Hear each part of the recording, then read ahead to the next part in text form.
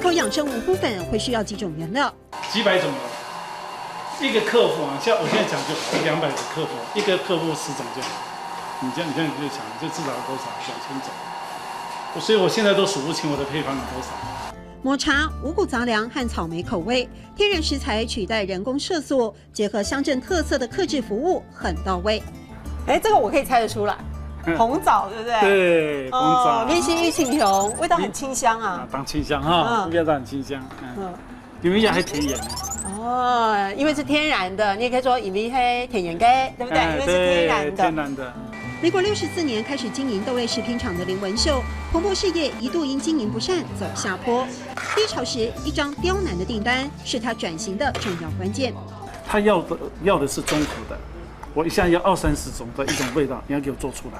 我那时候是真的硬着头皮，我这调出去，有时至少他打了10次的肥票，他味道不对回来，味道不对回来，一直重复到他满意为止，这个东西才算成熟的。站稳复方养生粉的市场，现在一线食品大厂也跟林文秀下订单。今年还推出印象商品小石磨，浓台湾复古味，国外客户也大感兴趣。因为很多人已经不曾看过这东西，只能从长辈的口中听到了。在原先代工的基础上延伸触角，林文秀以概念做奠基，外销全世界。我觉得求新求变是任何一个企业它必既有的一个条件，我们就是一直朝这个目标走。所以过去的2年金融风暴对我们影响不多。作为五谷粉代工大厂，在历经金融风暴，业界还能逆势成长1.2倍。